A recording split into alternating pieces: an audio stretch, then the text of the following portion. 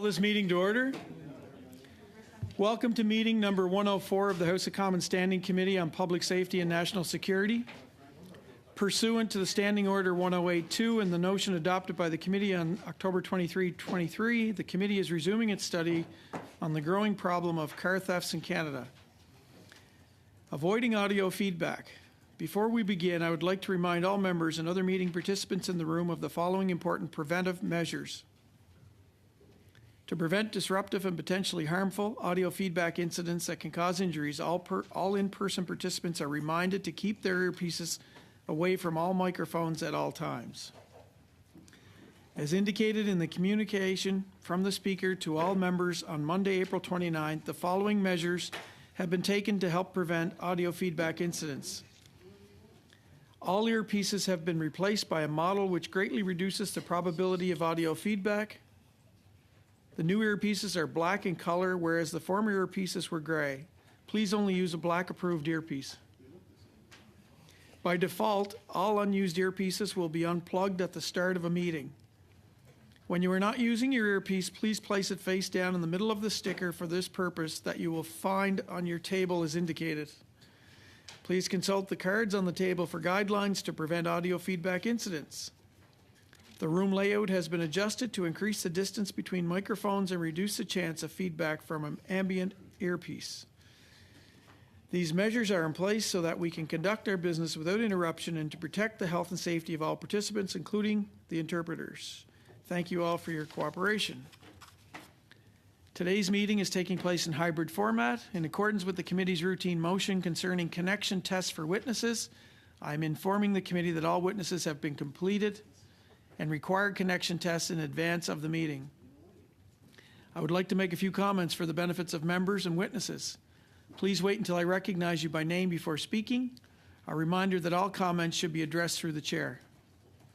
I would now like to welcome our witnesses for our first panel. The Canadian Automobile Association, in person, Ian Jack, Vice President, Public Affairs. By video conference, Elliot Silverstein, Director, Government Relations, Insurance. The Insurance Corporation of British Columbia by video conference as well. Shabnam Afzal, Director, Road Safety. Kelly Eimers, Chief Actuary. Up to 5 minutes will be given for opening remarks, after which we will proceed with rounds of questions. I now invite Ms. Eimers and Ms. Afzal to make the opening statements, please. Great. Thank you for welcoming ICBC to appear before this committee. My name is Kelly Eimers, and I am the Chief Actuary at the Insurance Corporation of British Columbia, or ICBC. With me is my colleague, Shabnam Afzal, who is ICBC's Director of Road Safety.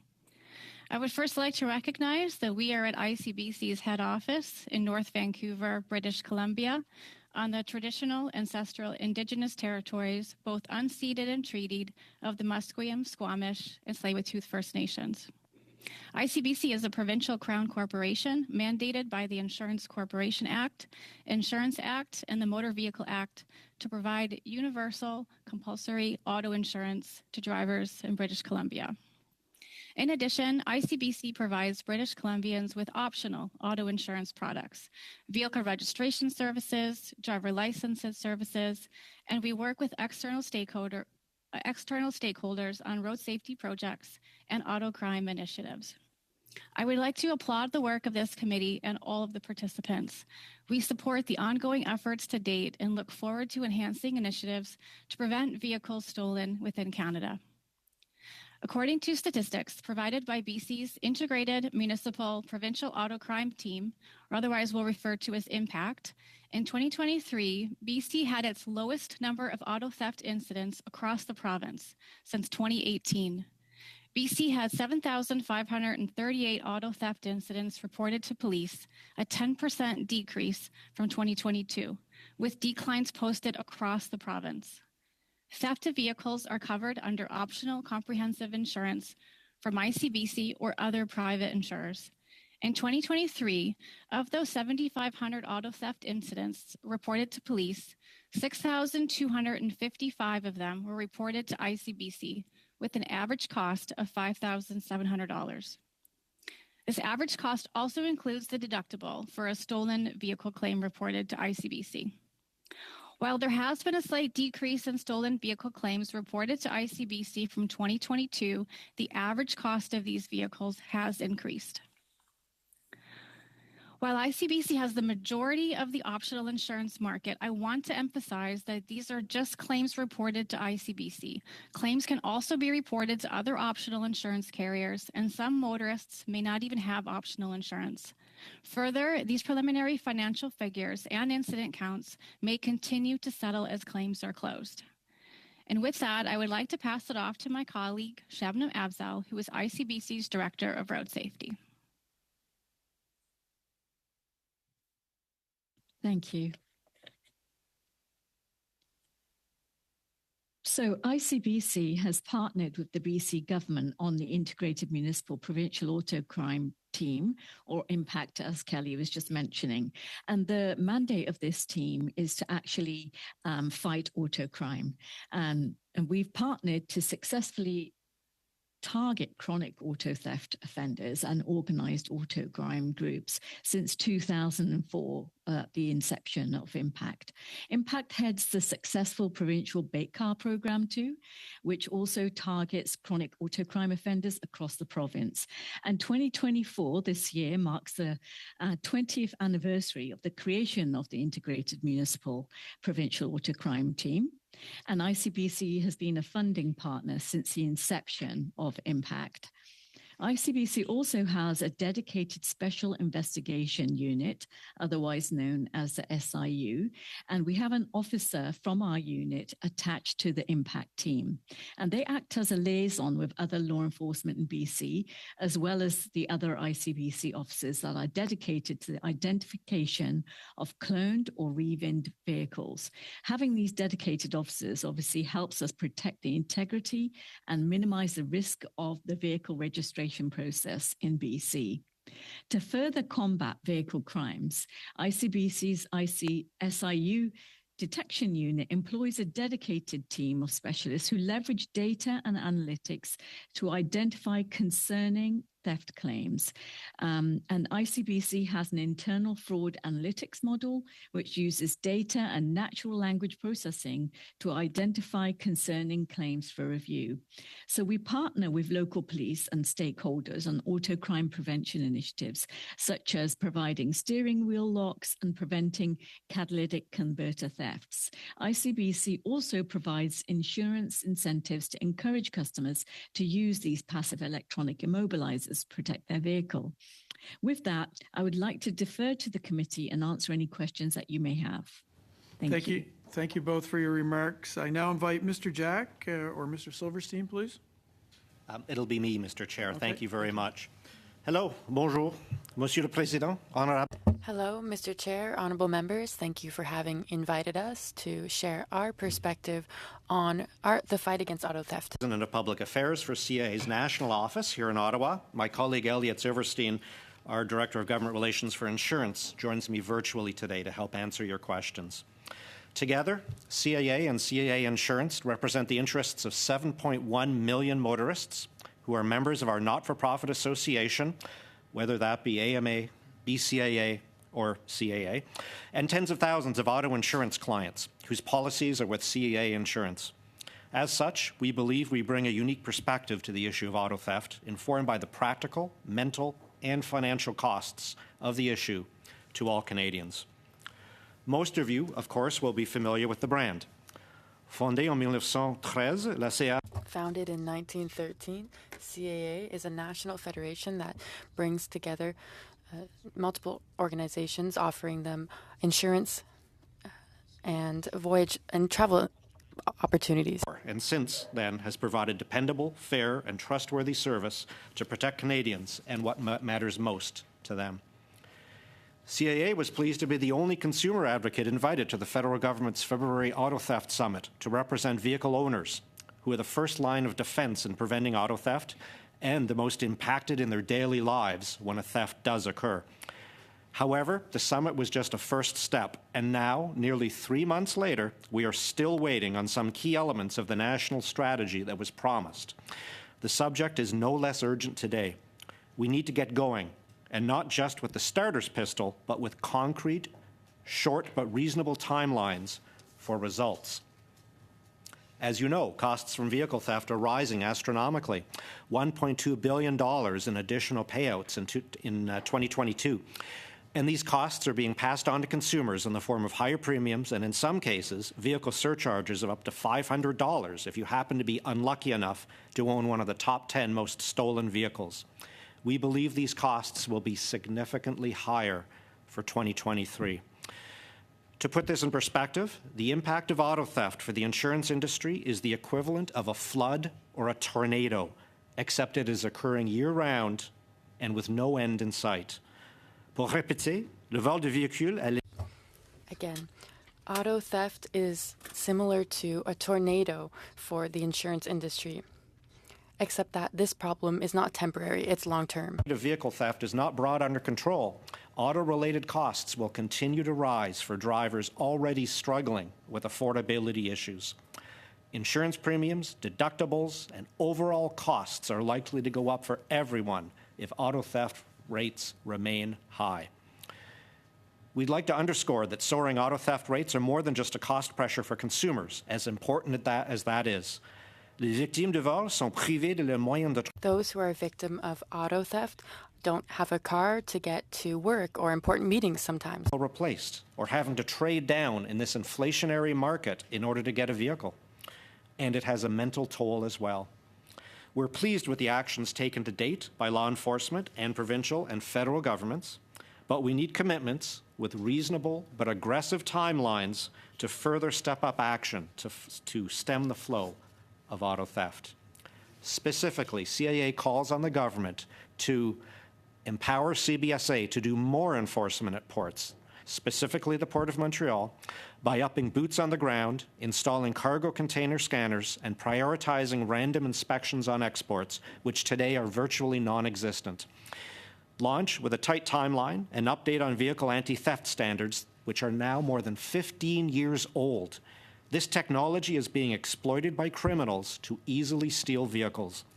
CAA has pressed for a quick consultation period so that the regulations can be revised with minimal, reasonable delay. Owners should not be left to incur the cost of installing expensive anti-market, anti-theft solutions to make up for inaction by the industry. Increase minimum penalties in the criminal code for repeat offenders. CAA was pleased to see that the budget acknowledged the need to enhance these penalties, but again, we would like to see action now, not in months or in years. Deliver more funding and better coordination and intelligence sharing among law enforcement agencies. We have already seen the fruits of this in recent weeks. We need to see more of it. Ce type de mesure s'est avéré fructueux dans les derniers. This type of measure will help, but we need more. Authorities and responsibilities given to rail police in places such as Mississauga, and the resources CBSA devotes to these areas. Let us be clear. We understand everyone has a part to play in combating auto theft, including provinces, municipalities, local police, manufacturers, and others. More consumer awareness is also needed, and that is on us. Je vous l'assure, nous y travaillons. I can assure you we have multiple initiatives underway on this front. In the garage if you have one, and using a Faraday pouch for your key fob at night can help prevent theft. And these are messages we are passing on. And with that short introduction, Mr. Chair, I will close, but we welcome your questions. Merci encore de nous avoir invités à être ici. Thank you again for having invited us to be here today. We'll go right into our first round of questioning. And Mr. Caputo, I believe you're up first. Yes, thank you, Mr. Chair. And my intention is to ask questions for a few minutes and then to move my motion, which was provided last week. So thank you all for being here. For the from our fine people from ICBC as a BC MP, thank you and welcome. And also for our people we have in person here, thank you very much for being here. I'm relatively new to the committee and still kind of getting a handle on all of this. But when I hear you speak, Mr. Jack, the question I'm curious about is how did we get here? How did we get so complacent in that you described this as the equivalent of a flood or tornado? And I was quite happy to hear you have some tangible, but how did we actually get here to something that really is at a crisis level? Well, it's interesting. Thank you very much for the question. 10 or 15 years ago, we understand when we look back and when we do research, there was a lot of auto theft in this country, and I think a lot of emphasis was put on it. And I think that since then, that emphasis has gone. That worked, then the emphasis went away. And I think that organized criminal gangs, they're like water. They're like a water leak in a house. They go to the path of easiest resistance. And I think now, for a variety of reasons, auto theft has become fairly easy. We have very lax standards that are not at all modern. We have iPod era standards for anti-theft devices in vehicles right now. It's easy to get into a vehicle. It appears quite easy to put them into containers at rail yards and trucking containers where there doesn't appear to be enough oversight from our CBSA officials looking at exports. It appears very easy to get them onto ships and out. And I will note as well a couple of, to us, very interesting pieces of testimony. I can't remember if it's IBC or Equité, but they pointed out that you can, in Canada, the Canadian rules are you can change a ship manifest after it sets sail, which makes no sense. Nothing should be changing inside a container after it sets sail. But you can claim it's dishwashers, get it into waters, and then change that and say, oh, by the way, it's actually cars. Bye. That makes no sense. These are rules that should also be changed. There's also a 72-hour rule that we'd like to see that the U.S. has that says you can't change the manifest within 72 hours of shipping. That makes sense to us as well. So a whole series of things have happened, I would say, to lead us to where we are today. Okay, so a lot of this seems to me to be there are a lot of tangible issues and there are some regulatory issues, right? The regulatory issues relating to anti-theft devices and coming with the times, and then the tangible issues with prevention, compliance, and enforcement. Now, I assume at your level you've probably had some discussions with CBSA and groups like that. Is that accurate? We absolutely have, yes. And how have your suggestions been met when you have met with CBSA? Well, I mean, the opening line was, well, we don't really do export inspections. We worry about imports. Sure, fair enough. I think the clear message from us, and I would hope from this committee, and I believe from some government officials at least, has been, well, no, that's not good enough. We need to do a lot better. I do know some dollars have been put aside for that, for CBSA, but I think we need a mentality shift. And they do actually need some dollars, I believe, because, at CAA, we've done tours of both the Montreal and Halifax ports in recent months. We've met with port officials, and they have made clear they've described the CBSA inspection routines, and they don't really seem fit for the 21st century, if I may say. I'm no expert, but they need more and better facilities, and they need to be told to do more, frankly, on exports. Thank you. How much time do I have, Mr. Chair? You have about 2 minutes. 2 minutes? Okay. With that, Mr. Chair, I believe Mr. Kirk will be replacing me, but with that, I will move the motion, which was given notice last Thursday, I believe. You have two motions, Mr. Caputo. Which one are you referring to? Oh, I'm sorry. Notice of motion that starts with, given that continued instances of repeat offenses. That one, please. Read the whole motion, Mr. Caputo, just to make sure. Sure.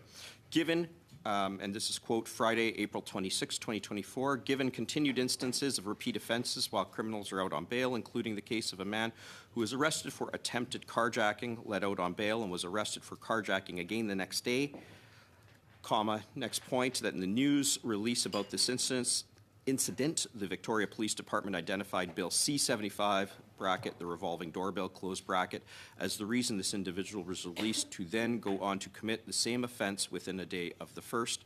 The committee concur with the findings of the Victoria Police Department that the Liberal government's Bill C-75, bracket, the revolving doorbell, close bracket, is adding to the challenges police departments are facing when combating auto theft when offenders are expeditiously released back into the streets. And that's the end. Thank you, Mr. Caputo. Thank you.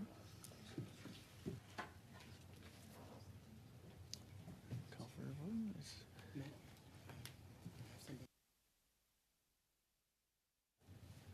Mr. Genius, please.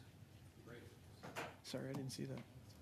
This is distance. Okay, thank you very much, Mr. Chair, and I want to thank my colleague, Mr. Caputo, for putting forward this motion and for his excellent work on this important issue. And I appreciate the opportunity to say a few words about the sad trajectory that rates of crime have taken in this country in the last 9 years, in the time that Justin Trudeau has been Prime Minister.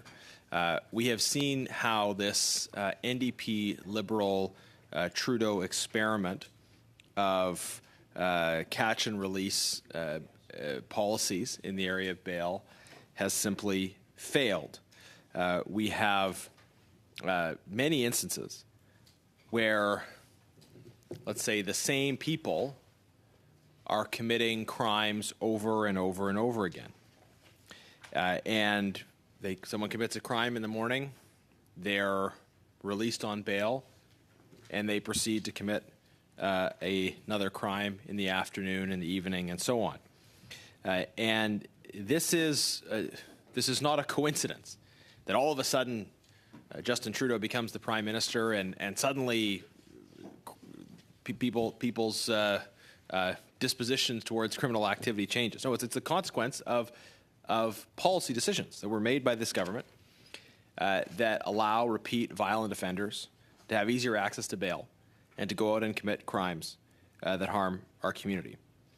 And that is why I think this motion is important, a motion that was put on notice, and I hope we'll have the support of colleagues, that simply supports the findings of the Victoria Police Department, that recognizes the failures in the Liberal government's Bill C-75, the revolving door bill, as it relates to bail. The motion responds to and recognizes the determinations of that police department that this revolving door bill is causing significant problems, making life more difficult for police officers and for everyday citizens, and making life easier for repeat violent criminals. So I appreciate the clarity of the motion, the fact that it responds to an evident reality in the government's record on crime. And crime statistics tell the story very clearly. Crime dropping up until 2015 and then rising dramatically after 2015. We all know what happened in 2015. It's been 9 years of failed NDP Liberal experiments on crime that haven't worked. It's time for a new approach. And I'll leave my comments there. Mr. Couric, please. Thank you very much, Chair. And I appreciate the motion that my colleague, Mr. Caputo, has moved. And let me share, if I could, just for a brief moment, some reflections that are not my own, but rather I would share some reflections that I heard over the course of the constituency week from some law enforcement professionals in my constituency. And to make sure that I protect them, I won't get too specific as to where they're from and which police force they're a part of, but suffice to say they police a large rural area, part of the region that I have the honor of representing.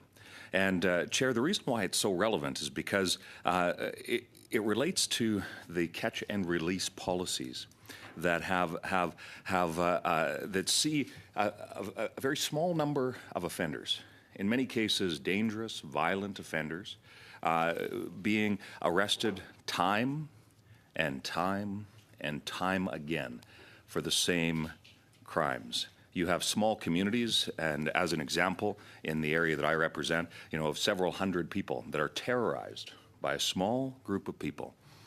Everybody knows who is perpetrating these crimes. The police know that that is in fact the case, and it is so frustrating, in fact demoralizing, to our hardworking men and women that wear police uniforms of various departments. I know this motion specifically references some of the specifics around the Victoria Police Department, and that's very, very valid. But it's an amplification of this message that we hear from so many law enforcement professionals. These are individuals that put their lives on the line every day to keep our communities safe. Yet they feel like they are the forces pushing back against them being able to do their jobs are catch and release policies like those that we see from Bill C-75. So, Mr.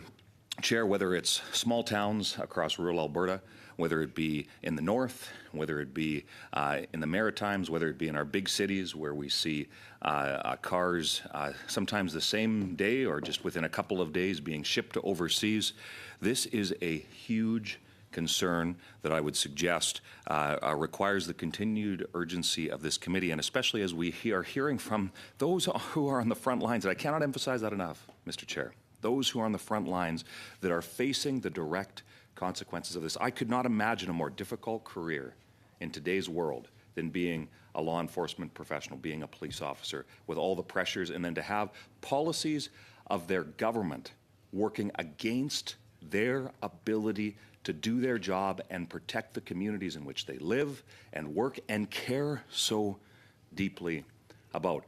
So, Mr. Chair, there is much more that I could talk about on this subject, but I would simply say this to my colleagues from other parties.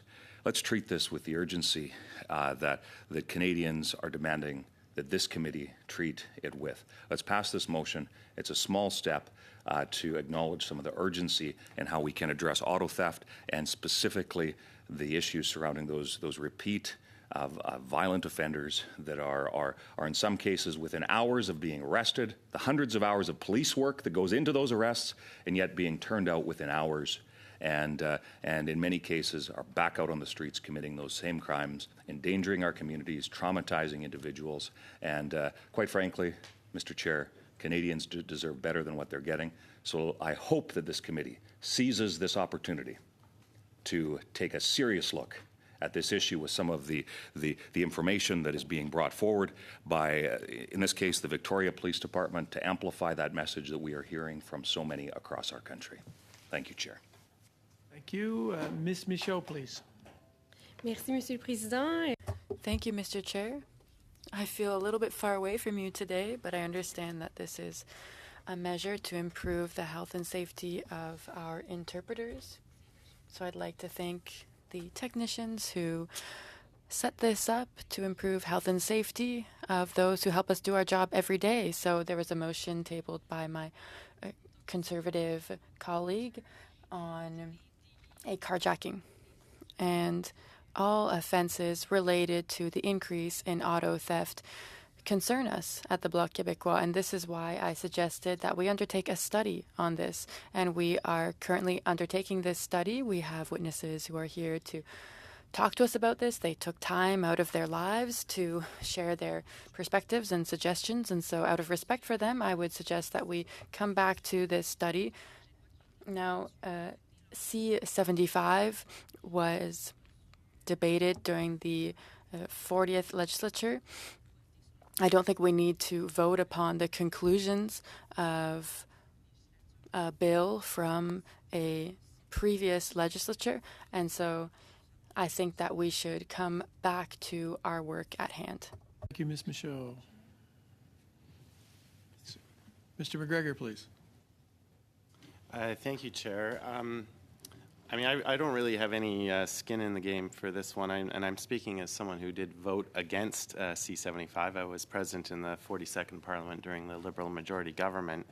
But I just find it curious that this motion is being brought forward when we're actually in the middle of a study on car theft. And I guess questions that come to mind are, why is this motion so necessary when we've got plenty of opportunity during the middle of this particular study to ask questions? And has anyone thought of bringing the Victoria Police Department or inviting them as a witness so we could ask questions to them? Because there's a lot of language in this motion which is asking us to go on good faith of the Conservatives, which in some cases is in short supply. So I just wanted to make those observations that there were probably other opportunities and more conciliatory ways of bringing this forward during the middle of a study on car thefts.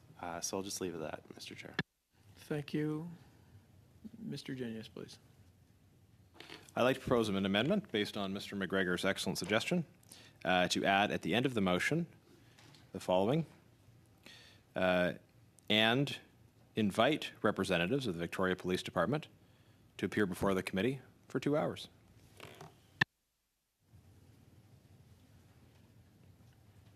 Anyone else?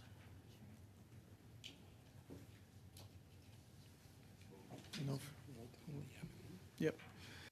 Now we'll call for a vote on the amendment to the amendment. All those in favor? Raise your hand, please. Record a vote, sure. Mr. Clerk. Ms. O'Connell. No. Mr. Biddle. No. Mr. Gay. No. Monsieur Chiffquet. Monsieur Chiffquet. Okay, no. Mr. McKinnon. No.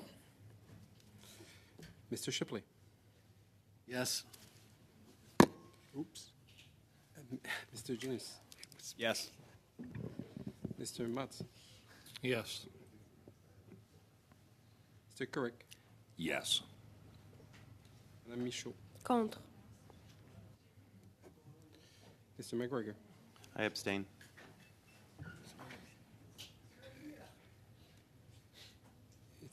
It's defeated. 4 against 6. No, it's defeated. So the motion is defeated. Okay. The amendment is defeated. And now, with no further discussion, we'll vote on the amendment, the original amendment. Yeah, motion. Motion. Sorry. Jeepers. All right. It's Monday. On division. No. Recorded vote? Someone say that over here? Go. Ms. O'Connell. No. Mr. Biddle. No. Mr. Gay. Nope. Monsieur Chiffquet. No. Mr. McKinnon. No. Mr. Shipley. Yes. Mr. Jones. Yes. Mr. Mutz. Yes. Mr. Couric. Yes. Madame Michaud. Contre. Mr. McGregor. I abstain.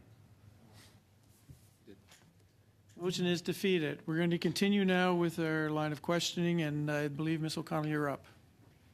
Thank you, Chair. Thank you to the witnesses for sticking through that. I want to start with you, Mr. Jack. Thank you. I think CAA has done a study, and correct me if I'm wrong, in the sense that they found 33% of Canadians who own vehicles have factory-installed anti-theft systems. And I want to know a little bit more, and you spoke in your opening remarks about these anti-theft systems, and it's somewhat unfair to put that on the consumer after they've already purchased the car. Are there certain manufacturers that you're finding that are harder to steal, who are putting in place some of these regulations? And I recognize the point you've made in terms of updating the legislation on anti-theft systems, and that it is quite dated. So are you seeing some manufacturers, because we've heard at committee that some cars are stolen far greater than others, and that some in the industry are making this headway. So do you have anything to add to that? I'd like to turn to my colleague Elliot in just a moment on this. He's a bit more knowledgeable than I, but I'll make a couple of observations. I mean, I think what gets stolen is what's most valuable to potential buyers. And so I think that our criminal gangs put more effort into figuring out ways to steal some vehicles than others. That's one factor among many. I just wanted to take note of it. And I think the other point I would make is again, the importance of a national standard, which is a federal responsibility for new vehicles going forward, so that we don't end up with an ongoing game of whack-a-mole where maybe one manufacturer does do a better job, their vehicles stop getting stolen, but guess what? The theft just moves over to another sort of vehicle. So with those 2 points, I'll turn it over to Elliot. I don't know if you have anything to add, Elliot. Thank you. It's a great question, and certainly we know that there are a lot of vehicles that are highly in demand. Part of the challenge that we faced is that the standards in Canada are grossly out of date. So, as we look at the industry as a whole, I mean, the challenge really becomes is that as some vehicles become tougher to steal, thieves are looking for vehicles that are in demand, and they'll move on to other ones. What we need to do is we need to update the standards so that all vehicles are safe, and that it shouldn't matter what make or model we're focusing on. But we tell Canadians that they know that their vehicles are safe, and we really need to update standards that haven't been looked at since 2007. And we really need to look at that as we approach 20 years, that there's a lot more that the industry can and should do, because Canadians should not be shouldering the costs of aftermarket costs to keep their vehicles safe when they're already paying a lot for those vehicles and other types of theft deterrents in their own home. Thank you. And we've heard at committee, and Mr. Shifke's actually raised the point as well, that the increase of vehicle thefts in the U.S. is per capita. We're seeing the same trends. I was meeting with some of our U.S. counterparts at the border and ATF, and they are seeing this increase as well. Europe is seeing an increase. So while domestic politicians want to play games and try to blame certain legislation, we're actually seeing the increase around the world. And in New Zealand, I believe it is seeing the highest number of car thefts that they've experienced as well.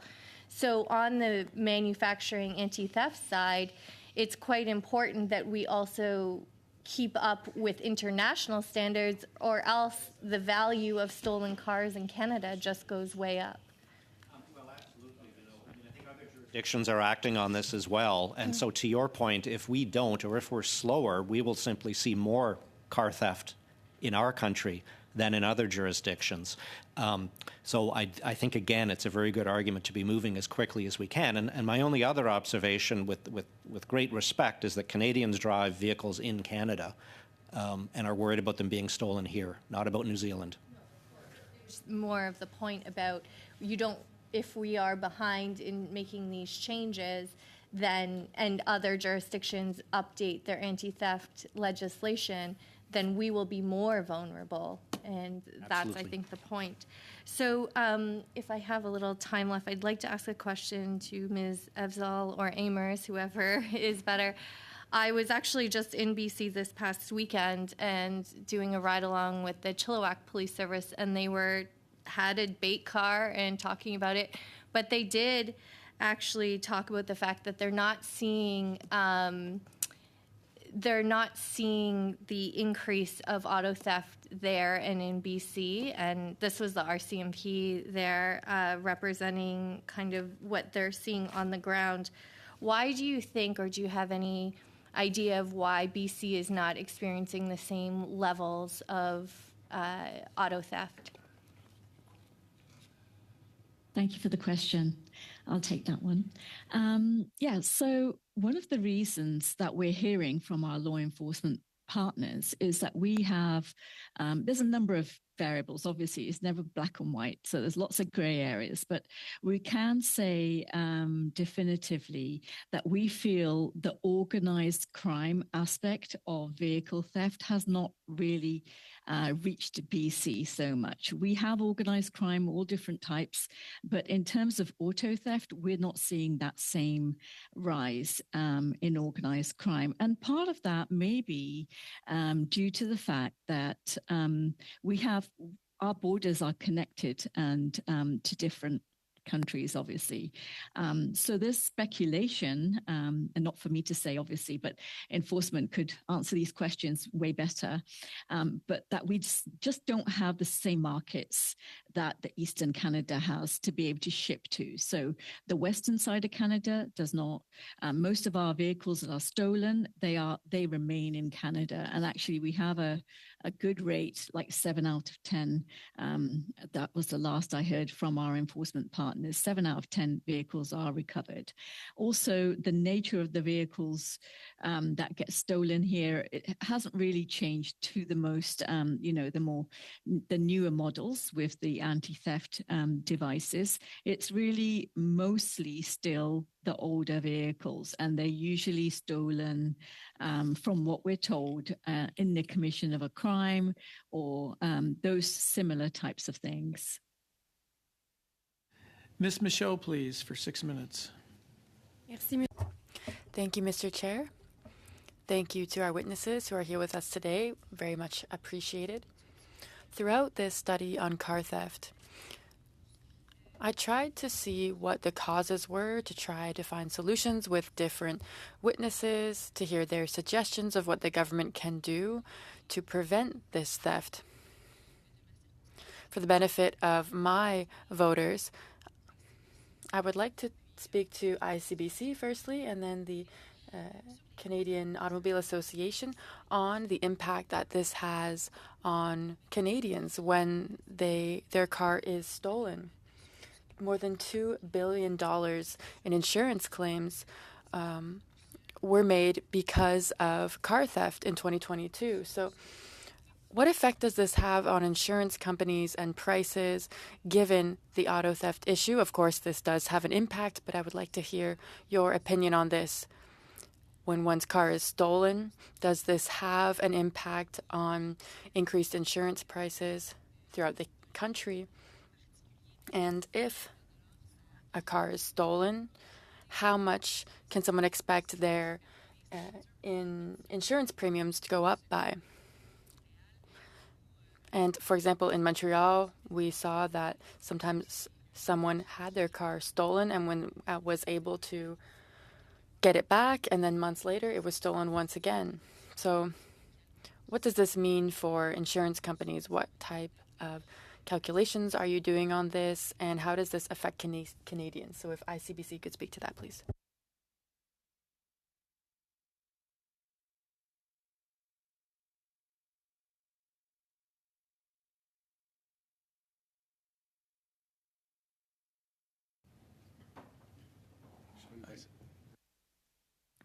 Is it possible to repeat that question in English?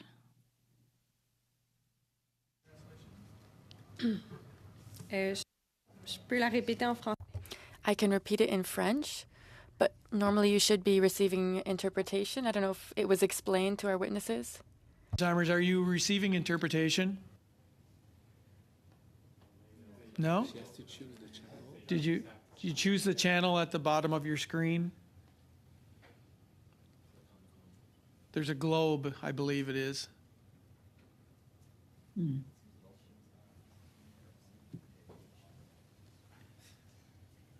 Ah, I got it. You got it?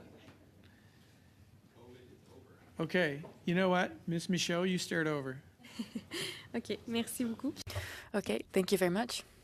So I will start again, and if you don't, could you maybe give us a thumbs up if you're hearing translation? Great, thank you. So what I was saying is that since the beginning of this study, I've really tried to understand the causes behind auto theft in Canada, to look into different solutions, suggestions from our witnesses, be it from the police, border services, or the government, things that they can implement, regulations, new laws. But for the benefit of my voters and my riding, and given that you are here as insurance providers, I thought it would be interesting to show Canadians what impact that auto theft can have on them. We know that more than $1 billion was spent in insurance claims in 2022 because of this. So what impact does auto theft have on insurance premiums for someone who has never had their car stolen and for someone who has had their car stolen? What's the difference between these two cases? How does this work, and how does this have an effect on how you set your prices? And then I'll ask some more questions after this.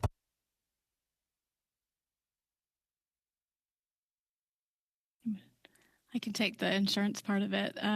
If you do have a auto theft claim, it does not impact your insurance costs unless you have multiple claims in the last few years. So if you're having, I believe it's 3 or more, it will have an impact on your insurance costs. It actually will have an impact on the deductible that you pay. But otherwise, it's not your fault if your car is stolen. You will have, if you have an anti-theft device in your vehicle, we do provide a $100 rebate off your deductible if that device has been tampered with in the event of a claim. Donc, si je comprends. So if I've understood correctly, if there were several claims in the past several years, this could have an impact on their insurance premiums. Do these claims have to be related to car theft, or could it be something that's broken in the car? Any reason for the claim? If one's car is stolen in the future, this will increase the price of their premiums. Have I understood correctly? If you have multiple thefts, it will increase the deductible. We go from a max, I think it's a minimum deductible of $2,500 if you do have multiple thefts in the last few years. OK, je vous remercie. Okay, thank you. Mr. Jack, thank you for being here. You spoke about some very important things in your opening statement. For example, the fact that cars are easier and easier to steal nowadays. Do you feel that new technology has had a negative impact in this case? It seems that cars that have the old key system are more difficult to steal compared to new cars that use new technology. Someone can use their phone, for example, to steal something. So do you think that new technology creates a new risk for manufacturers? On pense pas, je vais retourner. Well, I'd like to give the floor to my colleague Elliot in just a second, but, we can't go back in time. Has social media had a negative effect on our teenagers? Yes, but, it's the same thing for technology in cars. We have to move forward in any case. We have two-factor authentication for iPhones, for example. Elliot is our expert on this, so I'll give him the floor. Thank you. I think, when it comes down to it, the technology, a lot of people like it for convenience, but we're trading off the safety right now. And that's a big challenge because we are at a breaking point. We have the challenge of how frequent the thefts are happening. We have people that are struggling to find vehicles when they're stolen. So while people love the push button start and they love the convenience what's in their vehicles, we can't trade off the safety aspect. The fact that the standards have not been updated in nearly 20 years, the fact that when people are having to get new vehicles, they're facing higher interest rates when they're buying a new car. They're facing higher prices for the new cars. They're having their family life disrupted because they can't get rental cars. I mean, all these pieces come together. Is the technology a blessing or a curse in some ways? I mean, people love it, but it's also been a bit of the driver for the challenges we face. And I think that, we need to make sure that standards are updated because safety should be paramount for everybody. Je vous remercie. Monsieur Jack. Thank you. Mr. Jack was saying that we have face recognition in our phones, for example. Why don't we have this for cars? I explained to other witnesses that when I park my car here, I have a notification on my phone that confirms to me where I parked. Why couldn't we have this type of notification when someone starts the car and we are not the ones who started it? I would imagine that wouldn't be too difficult to implement. I think car makers need to do more because we have heard from automakers here and they say that it's the fault of organized crime, that the government and police services need to do more. But do you think that automakers also have their role to play in this? I'll speak on this. I think that automakers play an important role in this. You know, we've talked to our members, and we've also done public polling, and we know that over 80% of those surveyed feel that manufacturers need to do more. We know that it is a challenge, and certainly organized crime is a component of this, and everybody plays a role in this, whether you're an insurer, government, law enforcement, but manufacturers as well, and we all have to play that important part. At the end of the day, I mean, two-factor authentication is important, but you know, when we hear that you know, we about proprietary issues and other challenges like that, we have other industries like banks that have been able to keep their proprietary pieces in order and still ensure the safety of their industry. We need to do the same here for Canadians, because a vehicle is somebody's second largest purchase outside of their home, and we need to have the standards and the security up to date to make sure that they have the peace of mind that their car is going to be there in the morning. Thank you, Mr. Silverstein. And for our last questioner on this round, Mr. McGregor, please, for 6 minutes.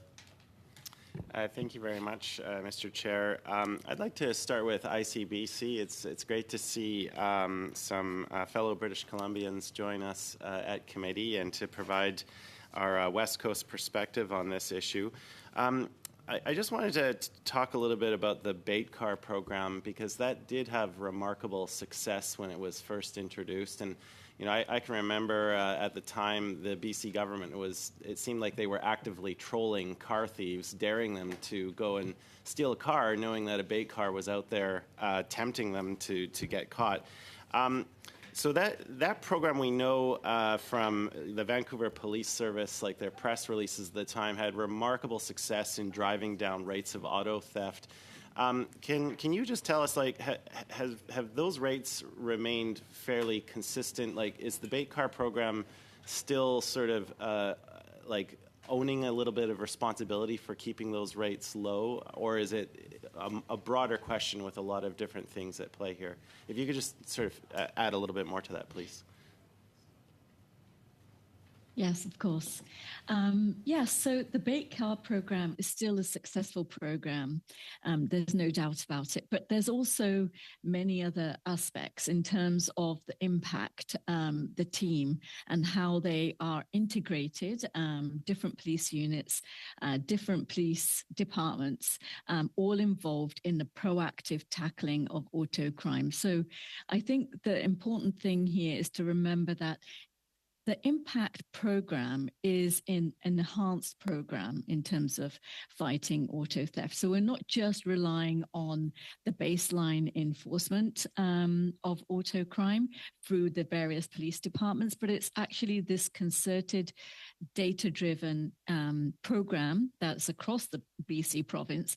And of course, BAIT car is part of that program. So yes, BAIT car is very successful. We've seen a lot of auto crime go down due to that. But of course, there's always new tactics being employed by thieves and the new technology in vehicles as well. So it continues to have success. But in the space of the larger program impact, I think it's important to remember that integrated approach across BC has led to much success in this space. In ICBC, I know that you offer discounts on premiums for anti-theft devices and vehicles. You know, is ICBC having to sort of re-examine that policy, given that, you know, thieves seem to be easily able to overcome some of the standard anti-theft devices that are part of cars that are manufactured today? Like, is that something that the insurance industry as a whole is pressing the car manufacturers to do better on? Is that a big part of the conversation here?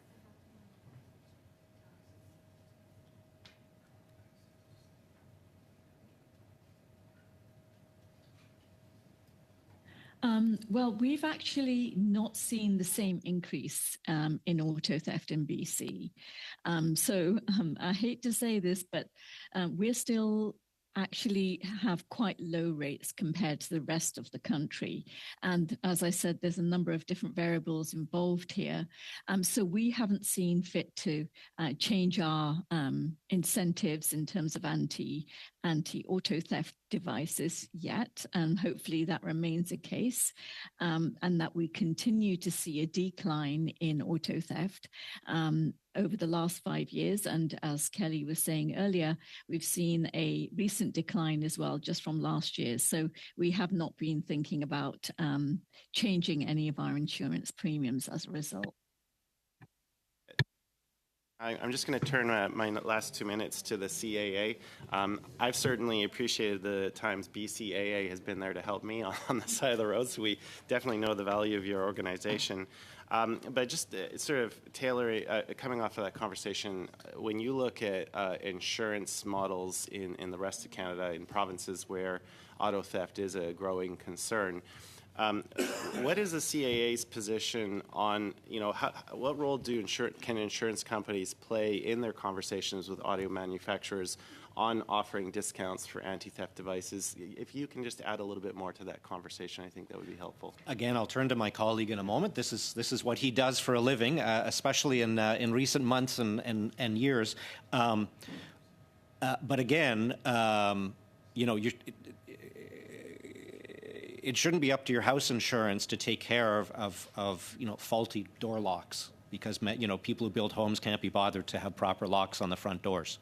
We can do our part, and we do our part, and Elliot will speak to that in just a moment. But a lot of people have to do their job here, I think, and not just either insurers or individuals buying their own aftermarket anti-theft devices to try to stop from having their vehicle stolen. Elliot? I think by and large, insurance companies have tried to do a lot thus far. We've tried to really focus on the most actively stolen vehicles so that it doesn't impact the entire population. In terms of their policies, I think the idea about working together on that is a noble one, and I think it's one that people would love to work on. But we need to get the manufacturers fully to the table, because they are at the table, but they need to do more in this to actually be part of that solution. Because right now, deferring it to saying it's an organized crime issue, while that is the epicenter of where it's coming from, saying that time and again doesn't get us to the end state. And we need to get to that end state as soon as we can, because we can't afford day after day paying out the claims that we're doing. Striking to me at the Auto Summit that we participated in a table even bigger than this one, everybody around the table said mea culpa a little bit. We've got something to do, including CAA. As I said in the remarks, we need to do better consumer education. The only people at the table who took no responsibility at that time were the manufacturers. Thank you.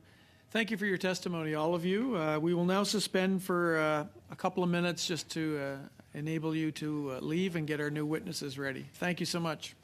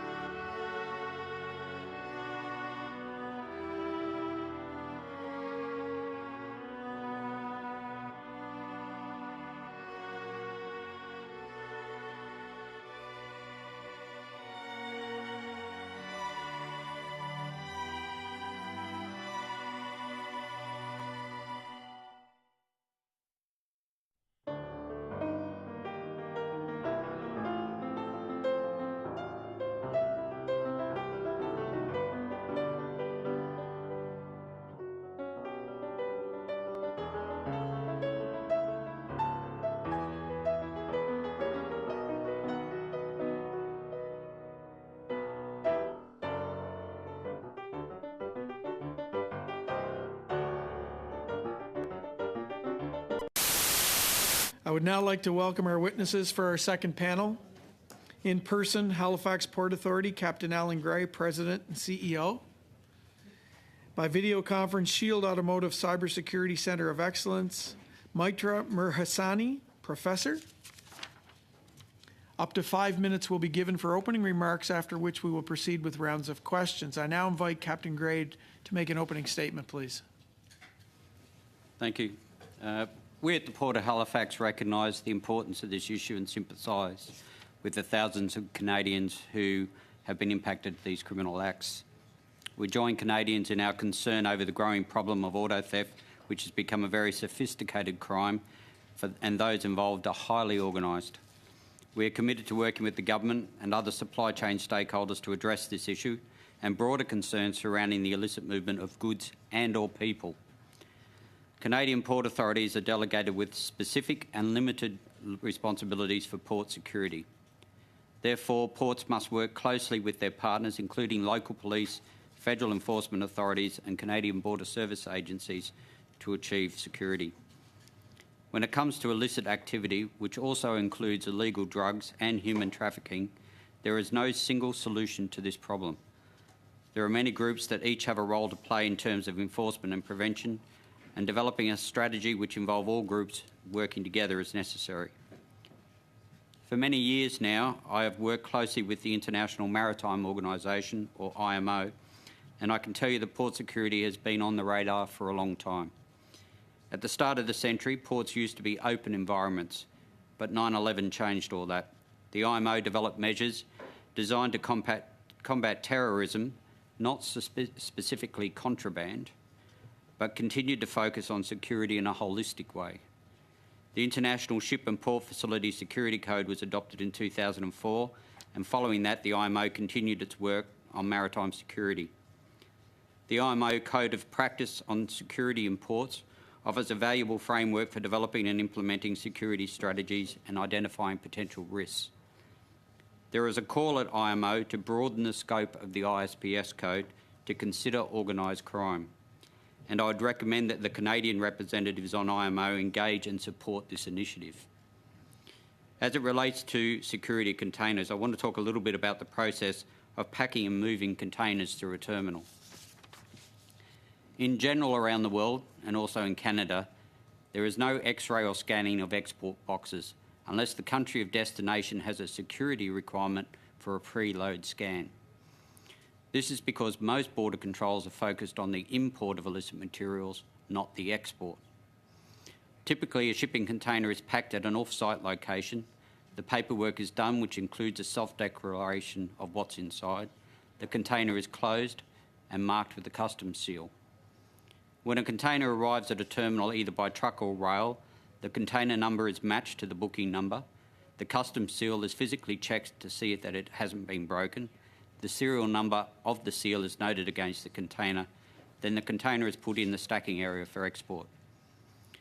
Neither the terminal operator nor Port Authority have the right to hold or open a container unless directed by the shipper, the shipping line or CBSA. In terms of documentation, there is a bill of lading, which is a legal contract between the shipper and the carrier that shows ownership, and there is a cargo manifest which lists the contents of what is claimed to be inside the box. On the manifest document, you will find words like "said to contain," because the only one who knows for sure what is in the container is the one who packed it. If we consider the effectiveness of scanning export boxes, if the manifest says the box contains household goods but a scan reveals a car inside, then it's reasonable that enforcement agencies know they should be inspecting the container. But if the scan of a box that has a car inside and the manifest says there is a car inside, there is no way of knowing if that car is stolen without opening the container and looking to see the VIN matches the ownership documents. And even that check might not catch a VIN that has been tampered with. The point is, spending a lot of money on scanners may not fix the problem, and scanning every single container may not fix the problem. What we do know is that scanning containers takes time, resources and trained people, and it's simply not realistic to scan every single export container or even the majority of them. The other gap is the port security clearance. In many other jurisdictions, security credentialing is a requirement for anyone who must access a secure area more than once in a calendar year. That's not the case in Canada. Currently, there is no consistency in maritime transport security clearance cards between different ports. Every port creates its own card, and the inconsistency makes the system vulnerable to fraud. Other jurisdictions have centralised systems with standardised cards which make it easier to detect forgery and compare a card against a centralised database. The federal budget proposes funding for Transport Canada and the RCMP to administer a centralised transportation security clearance program, which is a positive step. We are respectful of the fact that people are concerned about auto theft and the threat of violence in communities affected by this problem. We need a broad solution that is realistic about the level of control required to effect positive change. Relying on port security as the last line of defence may not be as effective when considering such well-organised criminals. We need to consider a more integrated approach to port security that includes all levels of government and also considers the export of drugs and other illicit goods and people. Thank you. Mrs. Murha Hassani, I hope I pronounced that half right. Yes. Is that okay? Yes, okay. Yes. Go ahead, please.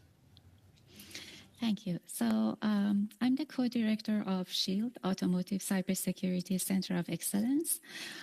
This center was established in 2020, right at the onset of the pandemic. But however, we've been researching this challenges associated with automotive security and in general Internet of Things security since 2012 or so. We basically created this center to address three key areas that are we saw lacking, especially back at 2012 or 2020 when we were talking with different ranges of people.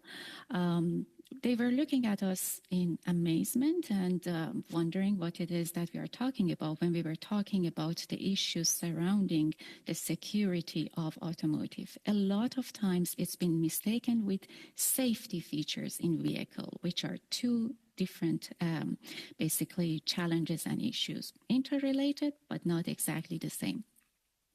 So SHIELD basically is working with automotive industry. We have partners that are coming. We can basically offer solutions for their immediate needs and challenges. But as to how much of the offer solutions they employ, that remains with them. We basically, at this center, other than offering technological solutions for the problems that are facing the industry, we also offer training and education, respecting the issue and the challenges that the auto theft has created in Canada.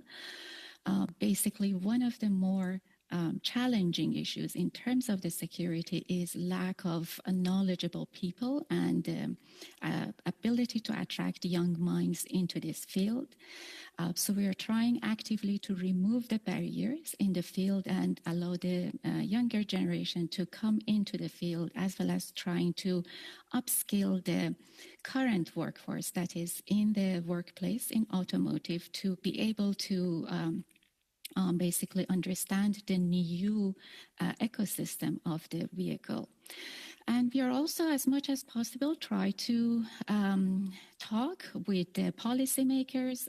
We are attending in and are members of different standards committees and transferring our knowledge and basically issues that we have experienced and learned to may hopefully become reflective in the advanced science and advanced standards and policies, basically. I'm going back again to the issue of biggest challenges in the automotive that as I mentioned, is lack of talent. We certainly have a very serious void in our workforce currently.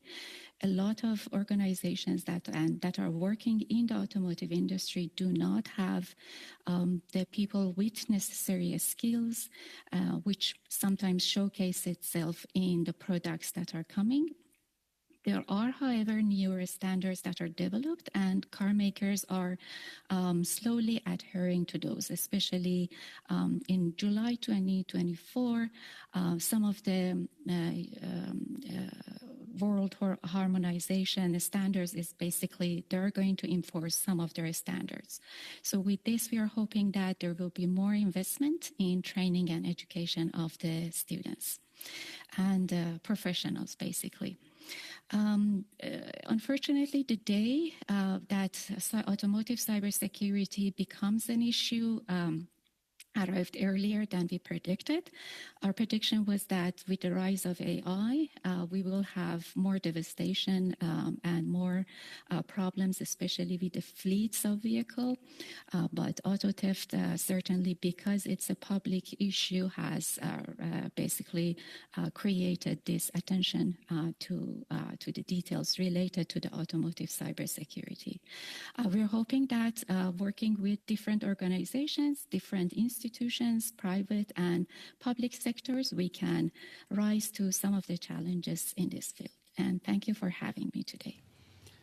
Thank you, Professor Mahasani. Now we'll move right into questioning with Mr. Shipley for 6 minutes, please. Thank you, Chair, and thank you to the witnesses for being here today. I would like to first start with Mr. Gray. Mr. Gray, you may have touched on this, but I just want to recap. In your experience, what percentage of shipping containers would you say the CBSA is scanning at the Port of Halifax?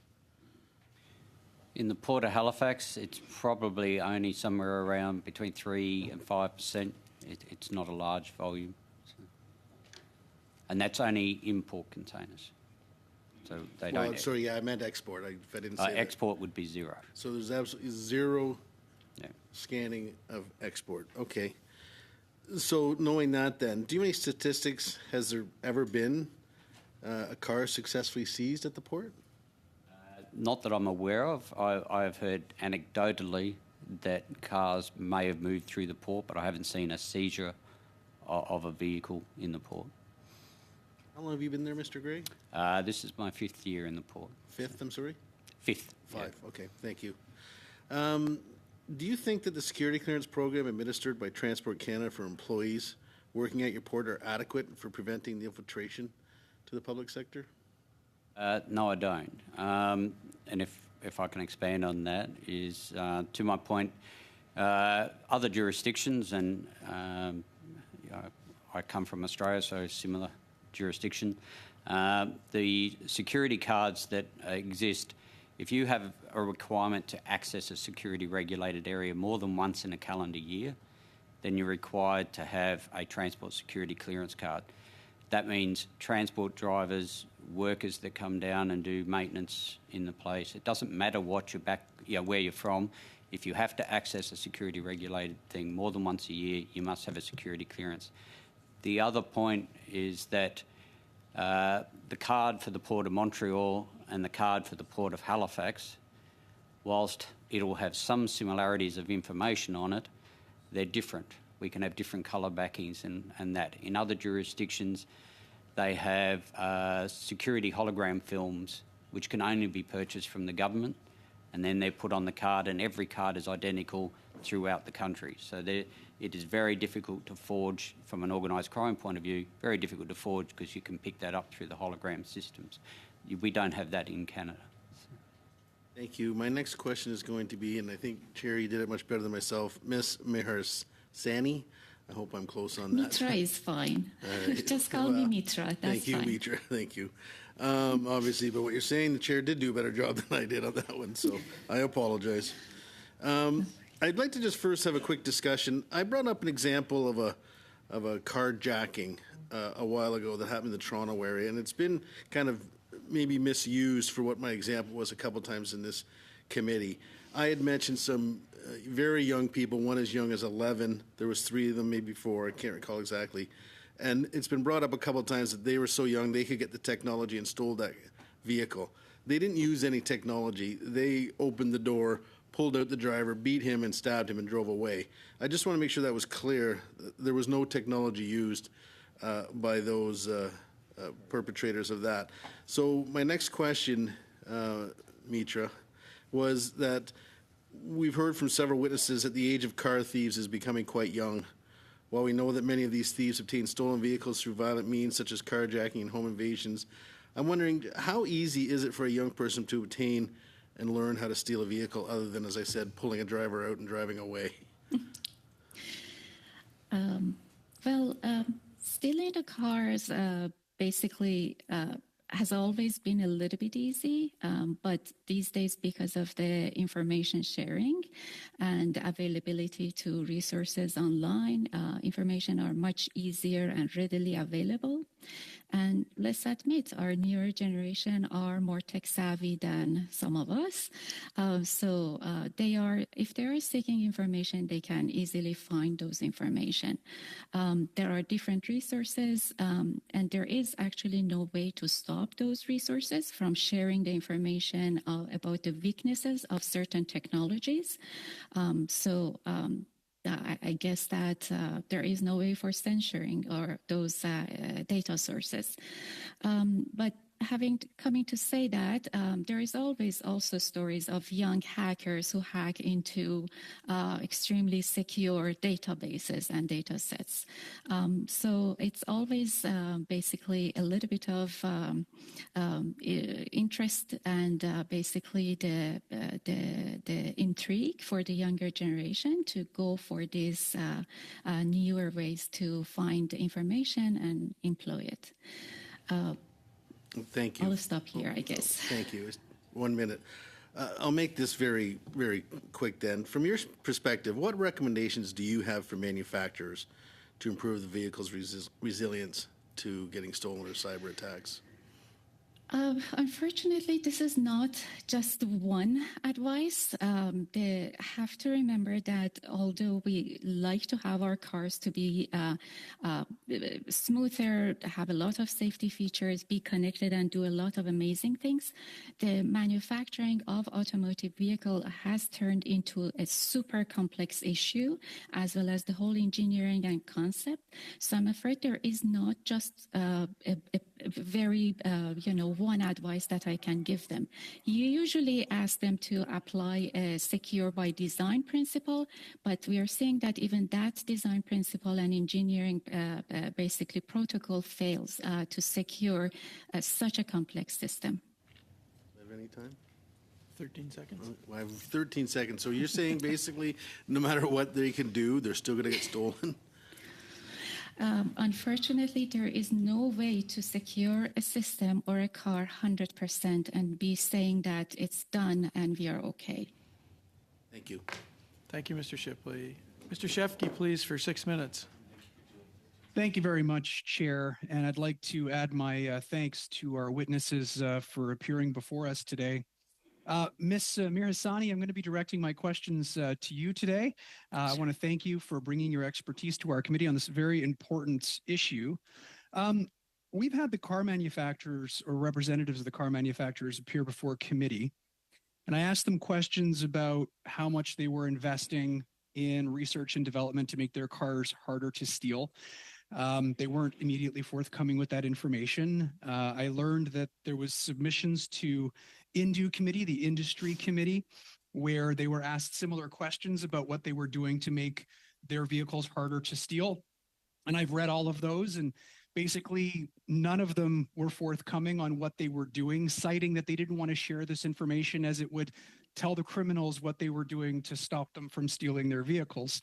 There was one, however, that I came across that was submitted by Ms. Audrey Depot, who's a senior advisor for public policy and development for Tesla, who, without even being requested to submit information, did so anyway because Tesla's actually quite proud about what they've done to make their vehicles, according to the Highway Loss Data Institute of the United States, between 2020 and 2022, the hardest vehicles to steal. And we're not talking about the high-end vehicles, we're talking about the Model 3, which actually comes at a manufacturer's suggested retail price below the average now. There's a couple of things that they've done, Ms. Mirhassani, included in the basic vehicles, whether it's the Sentry mode, which has a live camera. So whenever there's suspicious activity around the vehicle, it sends the owner on their phone a live feed of what's happening around their vehicle. They've also included relay attack mitigations, and we heard from the Montreal police as well as the Sûreté du Québec that we have 15 to 20-year-olds that are buying $100 gadgets on Amazon and stealing the messaging that's coming off the vehicle. Well, they have something that mitigates that attack, and they have what's called PIN to drive, which allows the driver to secure a 4-digit verification code that must be entered before the vehicle can be driven. My question to you is, what amongst what Tesla is doing to be the most successful, and by the way, I don't drive a Tesla, I have no interest in Tesla, but I'm actually very intrigued at what they've been able to do. What is Tesla doing that the other manufacturers simply cannot get or are not doing? And that's my first question to you. Well, in terms of identifying the differences between Tesla and the other car makers, they both make cars, but they are making cars very differently from each other. So for our Tesla has its own weaknesses that I'm not going to disclose here. But in terms of the auto theft, yes, they had a little bit better success. They also have bounty hunting and participate in a lot of competitions and basically encouraging people to help them in identification of flaws of their systems. The same sometimes goes for the other car makers as well. So some of the technology is easier to be adopted by the other car makers, but remembering that their manufacturing style between Tesla and the other car makers are completely different, that renders the ability of some of those auto car makers to jump easily into modifying their process. So as a result, they are a little bit slower in adopting solutions that, for example, so Ms. Tesla Mirhasani, I'm just on limited time here, and I'm really trying to get as much out of your expertise into this report as possible. If we're looking at ways we can strengthen our ports, we're looking at ways we can strengthen law enforcement. One of the aspects I really want to get to the heart of here is what we can do as far as regulation is concerned, because it hasn't been updated we've heard almost 20 years, right? What do we need to be doing as a government? What would a regulation that we can put in place look like that would be most effective in producing vehicles that are harder to steal? What would be included in that regulation? And what would that have to look like for it to be effective now, but also to be effective in the future? Sure. So although maybe in Canada, the regulation hasn't been adjusted, but standards, the SAE standards and ISO standards and the World Forum for Harmonization of Vehicle Regulations, they've been recently adjusted. So those are basically in Europe are being enforced starting July 2024, which means that the vehicle has to have the secure by design principle and some level of testing for security incorporated before they can start selling the new car models. And based on your experience, will that be effective in curbing the rise in vehicle thefts that we're seeing in Europe, in the United States, and in Canada and all around the world? I'm a cynic and a researcher, so my answer is has that bias in it. I always go by the fact that no car or no vehicle is 100% secure. So if we close the door on this side, there will be another way to open it. And one last question, if the chair will permit, if we were to adopt those similar standards that have just passed in Europe, would that be beneficial to Canadians? Yes, certainly. Thank you very much for your testimony today. Thank you both. We're moving on to Ms. Michaud, please, for 6 minutes. Merci, Monsieur le Président. Thank you, Mr. Chair. Thank you to our witnesses for being here. Firstly, I'd just like to make sure that you can hear the interpretation before I move forward with my questions in French. Great, okay. So I'm going to continue in the same theme. So following the Auto Theft Summit, the government announced in the recent budget its intention to amend the Telecommunications Act on the import and export of technology used for cars. So this would remove devices that are used to steal cars. So remove them from the Canadian market. There were quick reactions to this. Juniper One is a company that designed some of this technology and said that RDS technology, which would be targeted by the government in this new law, is very basic technology. And they said that you actually can't use this type of flipper technology to steal recent models of cars. We also know that oftentimes thieves don't need to use this type of technology. Someone can hijack a car through violence, for example. So is this the best way to move forward in your opinion? Maybe this is one thing that we could do, but we will need a variety of measures? Or do you feel that we're simply wasting our time creating laws around these devices and that organized crime will continue despite this?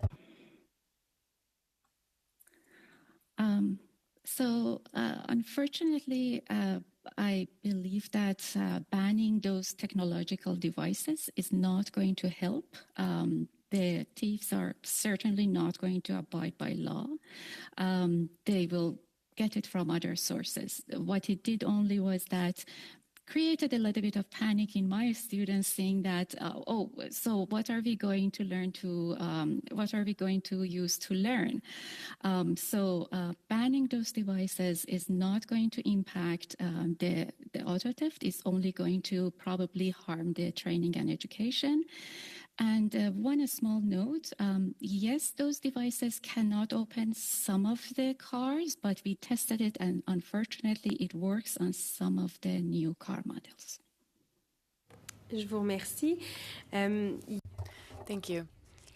The head of a company that came to speak to us in committee talked about anti-theft technology that was implemented by a UK automaker. So these are systems that prevent someone from getting access to the controller area network. And apparently this is relatively simple technology that can prevent auto theft. And these automakers in the UK saw that some insurance companies actually stopped insuring some of these vehicles, and so they didn't move forward with this technology. So do you think that Canadian automakers should move forward with this type of technology? And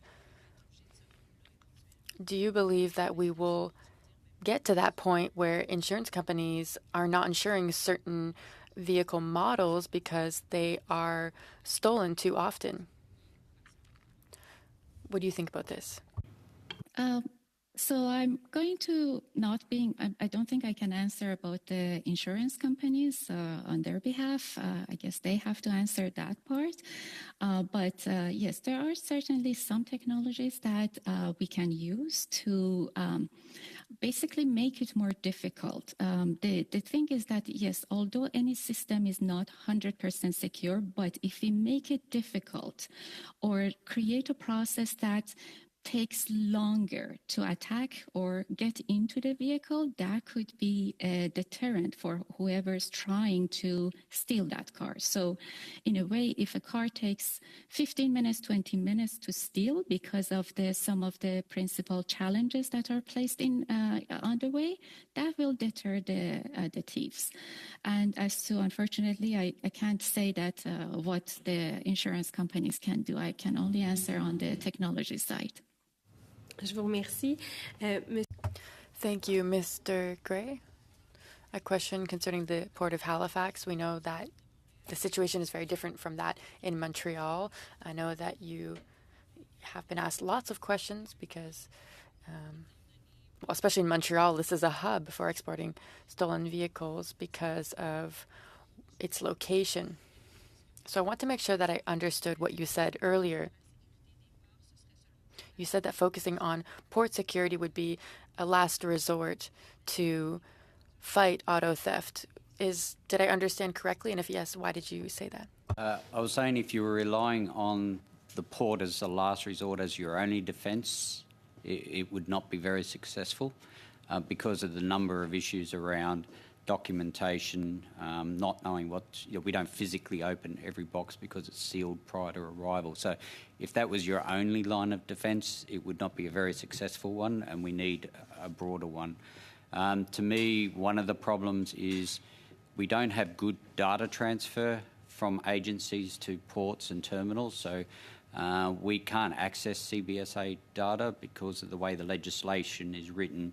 Once it goes into CBSA, it can't come out.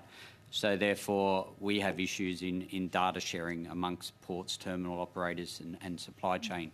So things like that would help notice the anomalies, if you like. If more data could be shared amongst the agencies and players and the stakeholders, that would be there.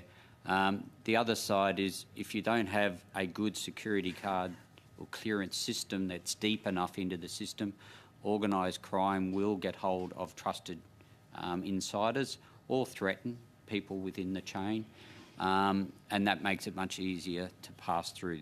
Boxes will be missed on that sort of thing. So to me, that the increase in data and also broadening the card for more people, and what the IMO legislation that they're talking about, or the IMO rules, is that your affiliation or belonging to organisations that are affiliated with organised crime will discredit you from being able to get a security card. And that is a big shift that's coming in many other countries, and it's a really important shift. Even if you don't look at the contraband, and I've raised human trafficking and drugs as additional to cars, just the fact that terrorism can use organised crime as a means of passing dangerous goods. So it's something that has to happen. Ms. Michaud. Mr. McGregor, please. Thank you very much, Mr. Chair. I'd like to start my first questions to Shield. Professor, you had mentioned in your opening statements, you had touched on artificial intelligence and the fact that it is going to lead to a lot more problems in the future. We've certainly at this committee have touched on the subject of AI, and I have spoken to stakeholders who are experts in the field, and there is a great deal of concern on how, we are really at the beginning stages of how this technology can be employed, but the use by malicious actors in developing code to foment cybersecurity attacks is a very real concern. And, as you'd mentioned the Internet of Things, of how so many of our household devices and, of course, vehicles are increasingly going to be connected to the Internet. And I know from my work on the Agriculture Committee, that is increasingly the case for a lot of our farm equipment as well, that sort of real-time data link so that farmers can know exactly how their machines are operating.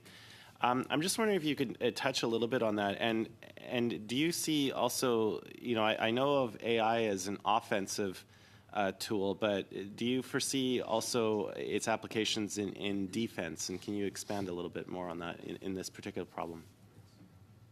Sure. Yes. Well, AI is currently used in both cases, in both sides, as a tool to create defense and basically identify for example, if through some of the very simple applications, face recognition on your phone or some of that might basically have the AIs to some capacity. And also it's used also on the other side to as an offensive to attack the other systems. So it's a tool. So it basically plays both sides. What we are at Shield are very, very much concerned is the AI is usually used as a very good tool, but as long as it's working. So what if someone or a malicious actor attacks that tool and breaks it? That will create a lot more problems, essentially. So there are a lot. We have been advocating about the responsible and secure AI a lot. As these devices, as AI is basically going now everywhere, it's left to its own devices. No one is thinking about protecting the AI unit itself to be able to make sure that it's working appropriately or as intended. And the problem is that if we are not securing and are taking care of the AI unit, that is going to be used as for protecting us. If that AI center, its own activity gets attacked, then basically the consequences could be a little bit more damaging than what we are seeing in some cases.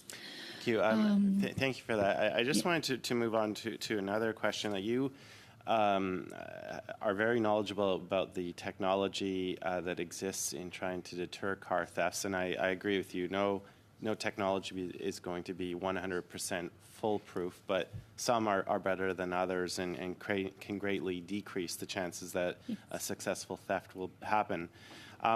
My colleague, Mr. Schiefke, in previous committee hearings has sort of alluded to the profits that car manufacturers are making and looking at the sticker price of cars. Given your knowledge on the existing technology that's out there, the costs associated with it, in your opinion, what would be a reasonable amount for a car company to invest in a vehicle, like a dollar figure per unit, to make sure that it had a much less likelihood of getting stolen? That is a very hard question to answer. I don't have that number about the actual numbers that can go into the vehicle to make it secure. So unfortunately, I can't answer that question. But is there anything you could add, like more broadly speaking, like, we're trying, because we've heard from a number of witnesses who have said that car manufacturers are not living up to their end of the bargain in this whole issue. In big picture, yes, there are certainly things that the car manufacturers can do. Some are taking it more seriously than the others. Some of the cars companies and OEMs actually started looking into the issues of cybersecurity since 2016 and before. However, the technology is advancing much faster than we can find the loopholes of the security and fixing it. So a lot of times when the car is in market, the security loopholes are just identified. So we are a little bit playing the game of a cat and mouse in this feature, and that could be one of the reasons that the car makers are falling behind, because the process of making or adjusting their technology might take them some time to get into the market. So that could be one of the reasons. We're now moving on to the second round, and I'm going to have a hard stop so we can get at least 4 questionnaires in. So, Mr. Couric, you're up, please, first for 5 minutes. Thank you very much, Chair, and I'll be splitting my time with Mr. Viersen here. So, Mr. Gray, a couple of questions for you. You had mentioned before that when it comes to Transport Canada security clearance, currently connections to organized crime are not a consideration when somebody is granted security clearance to a port. Yeah, so currently it's focused around weapons-based crimes, so things that are associated with terrorism, because the transport security card came in from IMO's ruling, which was based around prevention of terrorism. So their focus at that time was really around weapons or violent-related crimes. Only now IMO is saying there's too much evidence that says organised crimes related to terrorism, and that should be extended. But I'd say it's certainly past due for that recognition. That is astounding that is not the case, and certainly something that needs to be addressed. I'm curious, could you provide any data as to the number of interactions that your port has with CBSA, the RCMP, CSIS, CSEC, other federal investigative entities in terms of containers that might be outgoing from your port? We've heard a lot about Montreal, we've heard a lot about Vancouver, but I'm just curious if, do you have that information, or is that something that you could provide to this committee? I could have a look into it, but from my own interactions, we very seldom talk about cargo going out of the port. Most of the focus is about cargo coming into the port. Right. And even then, it's kept very close to the chest. There was a recent announcement about a drug bust in Halifax. We weren't aware of, as the Port Authority, we weren't aware of that occurring until after its event. So they keep that sort of information very close. Something I'm not used to from previous jurisdiction, where we have a trusted information network and multiple agencies come together and share information around multiple things, including terrorist information, but also other organised crime information. So just one final question, and just yes or no, if I could, is that something that needs to be improved in Canada? Yes. Okay. Thank you very much, Mr. Viersen. Hello, Mr. Chair, and thank you for the witnesses being here today. To the professor, I'm old enough to remember, I'm an auto mechanic. I worked at a Chrysler dealer for a long time, and I remember when the SCIM code came in 1998 on the Jeep Grand Cherokee.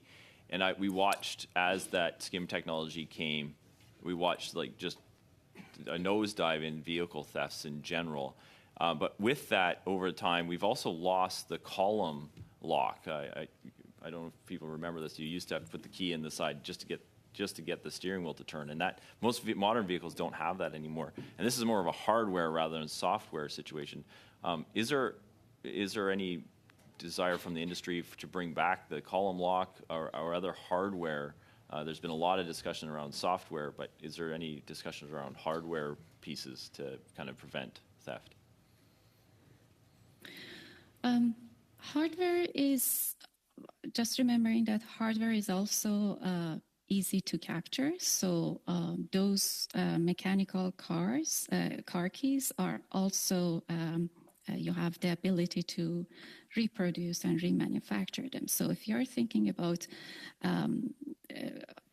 organized crimes, they certainly have access to generating those car keys mechanically and distributing them with their system. As to if industry is planning to bring that in, I am not aware of such motivation. Okay, so like the column lock is just an example of a hardware theft deterrent. You don't know of anything like we see the aftermarket steering wheel lock or the people they put the club on the wheel. Those are aftermarket. Is there any desire from the industry to bring in something else that we haven't heard of yet? I'm not aware of anything in that regards. Okay, the SCIM key that Chrysler came out with in 1998. What had been until like 2015, maybe you can correct me on that. Up until 2015, people hadn't been able to get around it. Today, now they can just duplicate the key, the electronic side of that key, really quickly, and so it's basically made it mute. Is there any light at the end of the tunnel around reintroduction of something like that? Very quickly, I'm not sure if they are going to bring those keys, and if there is any intention of that, I'm not aware of that.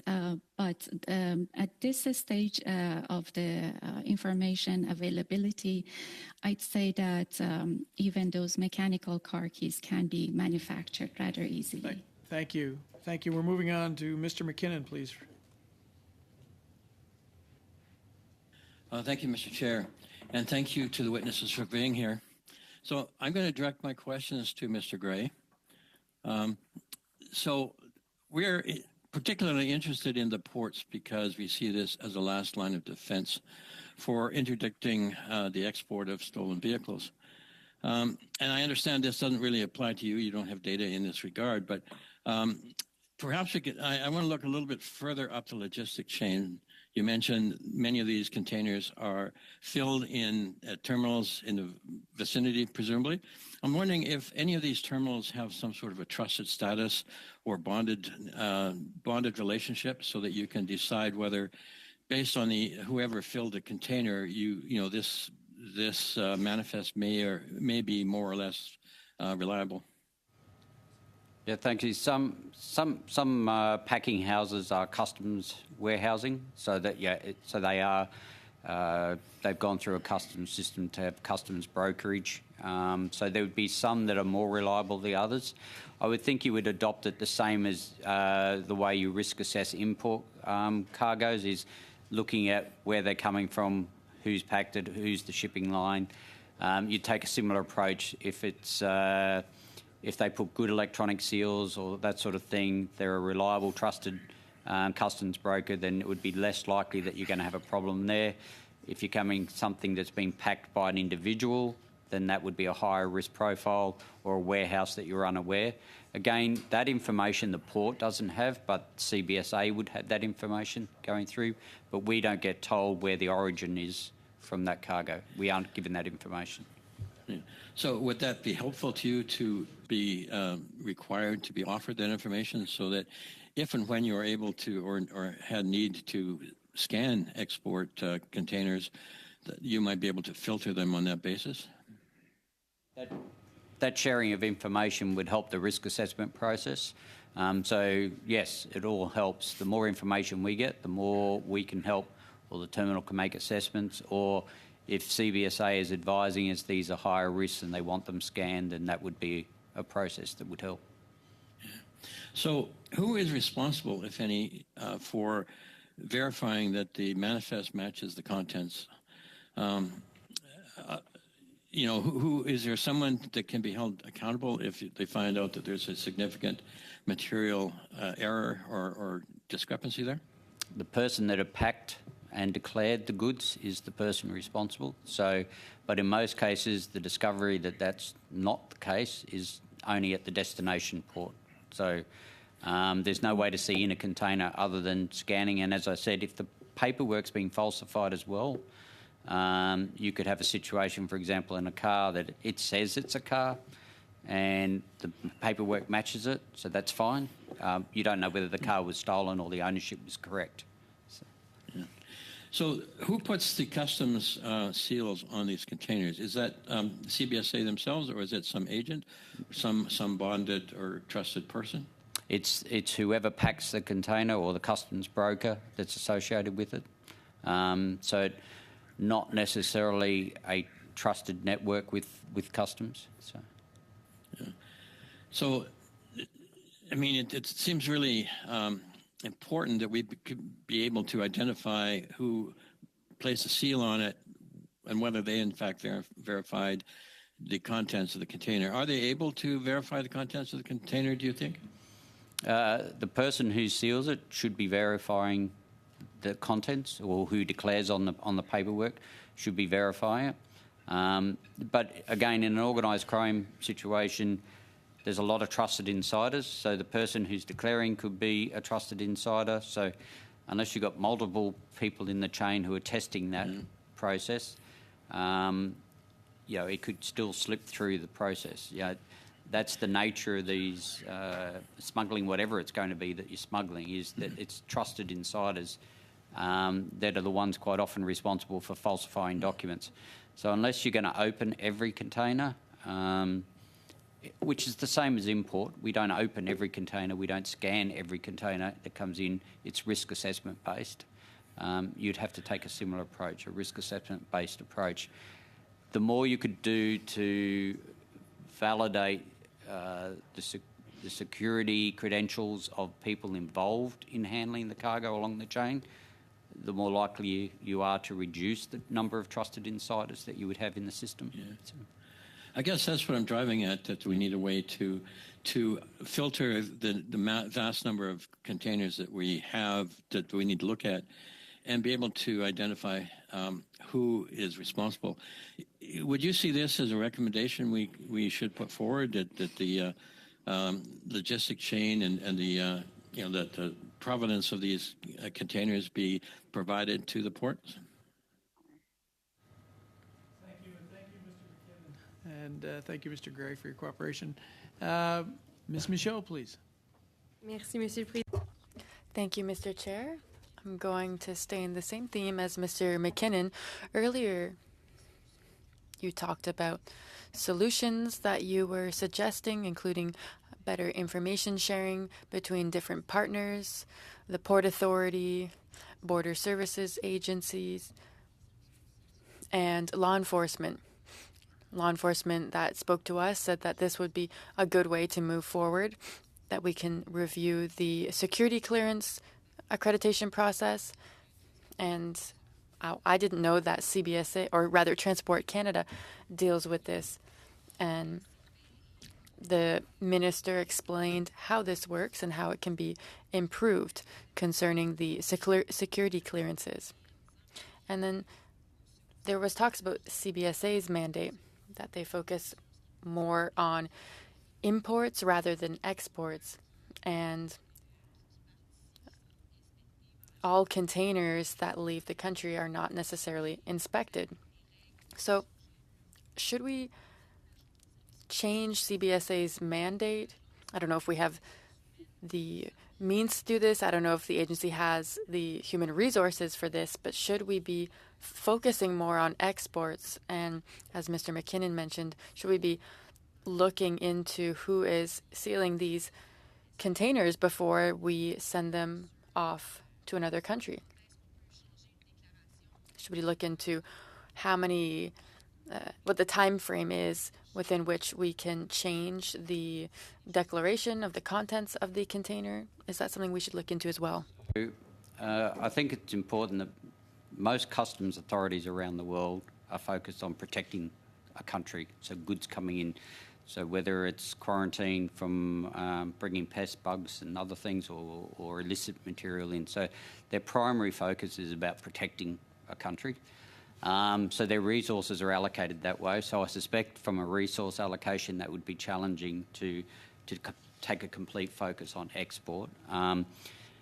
It's cooperation between countries' enforcement agencies that is important. So if you're going to try and stop the movement, that relationship with other international customs agencies to say, look, we have a problem here of export, we're trying to get hold of it, but we need your assistance in blocking it at the receiver end.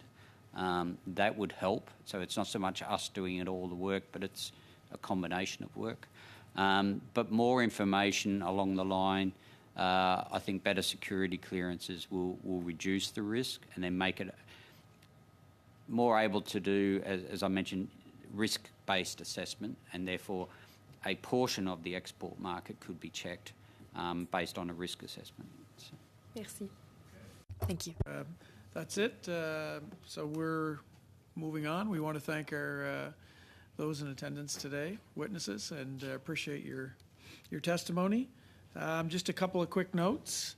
Subcommittee meeting on Thursday, which a notice went out, and finally the Minister of Public Safety will appear on car thefts on Thursday, May 9th, and potentially the Minister of Transportation. So we're still working on the Minister of Transportation schedule. So with that, motion to adjourn. So moved.